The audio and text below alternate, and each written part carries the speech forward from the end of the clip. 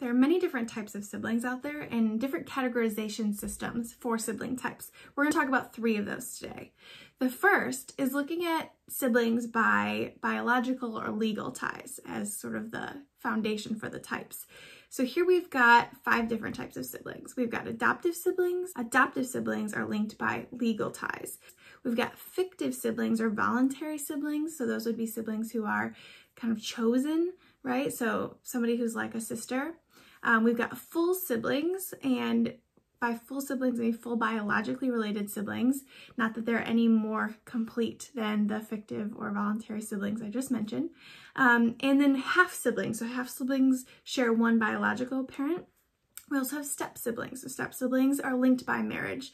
Another typology looks instead at age and competency rather than biological or legal ties. So we've got 2 sibling types. We've got reciprocal siblings and complementary siblings. Reciprocal siblings interact as peers. They're usually close in age. They're in similar developmental stages. So think about when you were in middle school versus in high school versus in elementary school. Your sibling would have been in the same kind of general category as you in terms of development and kind of what you're going through.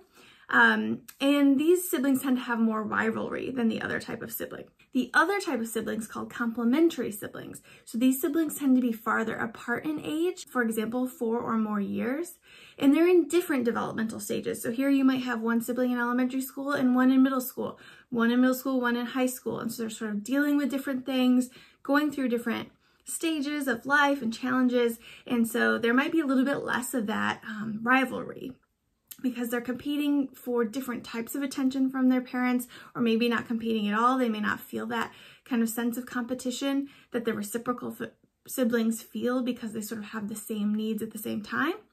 The complementary siblings are also, there's more hierarchy, more of a hierarchical dynamic. And by that I mean one person is clearly older, more advanced, maybe more of the leader, the teacher, the mentor, and the other sibling is more clearly the follower, the one that is learning from the older sibling, the one that looks up to the older sibling.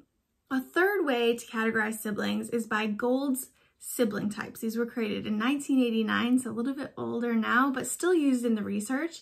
And there are 5 types. So the intimate sibling type, these siblings are really close. They're best friends. They're very much emotionally interdependent and psychologically involved. They're very accepting and insisting of each other. They offer a lot of support. The second type is congenial. These siblings are good friends, still quite close. They are similar to intimate siblings, except not quite as empathetic and emotionally close as that intimate sibling type. Loyal is the third type of sibling in this categorization system. Loyal really is a great word to describe this one. So it's all about being family. Because you're family, you're very important to me. We have this shared relationship based on being part of the same family and how important that is to us.